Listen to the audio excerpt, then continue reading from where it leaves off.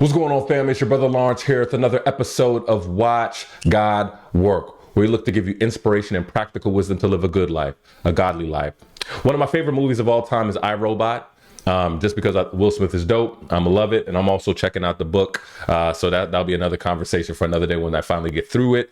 But also, it was just almost this kind of, Independence Day like of dynamic where you have robots that essentially have kind of taken over the world. Some view of it is that they were used and they were given its advanced use, like our dream of robots being able to help make life easier and seamless seemed to be in full play. I would say perhaps in that extreme, but as you could probably see, you know how the story goes. These robots essentially take over, and essentially most of the plot line is human beings or Will Smith trying to kind of reorder things in a way where these robots aren't kind of taking over and trying to eliminate human beings. Now, over the past week, there have been two major articles or two major kind of updates that many of you probably have seen across the news and the world. One have been this occurrence of Xenobots. Now, Xenobots, as you sound, there are robots, but they're robots made up of organism material. Essentially, they're made from frog cells, and scientists have been able to show that these cells are able to reduplicate themselves. Now, I learned something new, partly that a robot is not necessarily this steel or iron thing that is put together when we think of robots, but a robot actually describes a function more than it describes the matter, right? So the fact that it is an organism, it's still a robot because human beings could manipulate and dictate how the cells operate with one another. Simple way put, human beings could help essentially design how the cells function. And what they've been able to do is show that they could reproduce.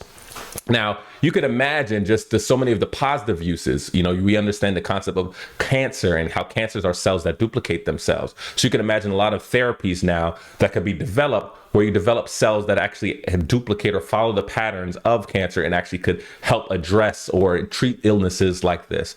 That's a positive use.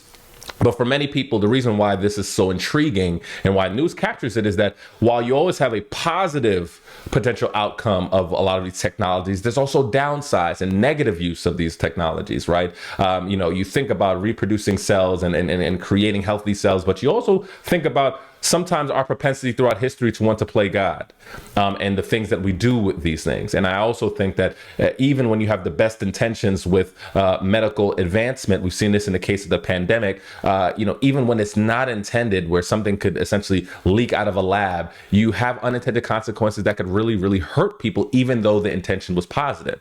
And so I think in view of what's happened over the past how many years with social media and the like, where we're playing catch up around what is the ethical realm of this technology, I think we definitely need to do the same there. And I think we're already in that conversation. Now, that's part one of the robot debate. The second part of the robot debate is this humanoid. You've probably seen it on Twitter or Instagram, where you see this lifelike robotic figure that has been designed by, I think it's called Engineered Arts, a company out of the UK, which is being designed for kind of entertainment. And this literally looks like Sunny from iRobot. Now, on first blush, these are, again, positive things you see. I think this would give most people nightmares if they saw this thing in their face if they woke up. But this is, again, similar as something that you would think is positive, but also has its downsides as well. I want y'all to definitely check this out because I think it's better for you to see it. For those who are listening, you'll see the link as well in the description so you understand exactly what I'm talking about. So let me pull this up right now. This is Emeka. Sounds like definitely a Nigerian name. Here we go. So check this thing out. You can't even lie. I know that. So right now you check it out. Look at it. Okay.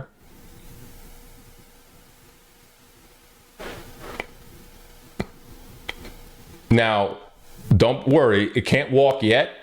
It can't definitely move around yet. But we're probably not too far off from that.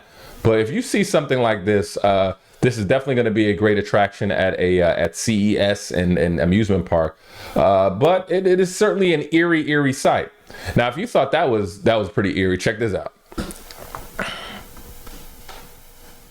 Now, this is from the same company. It's called Mesmer. Now, this is called a robot head. So this is the same company. Check this out. This is Now that is scary. That is scary. So we're going to transition here. But what's the point? You could see the unending, positive uses, in terms of plastic surgery. If there was reconstruction, you amputated arm, leg. There's a lot of positive use, but with anything in human contact, you've seen throughout history, even the use of the Bible, even good things, even sacred things, are used for good, but they're also used negatively. And my hope is that we don't kind of lean into our historical propensity to want to play God and want to recreate humans. I think a few months ago, it's over a year ago, I did an article in my required reading series. You'll actually see that link to that episode, where we talked about how artificial intelligence was creating pictures of people that actually don't exist.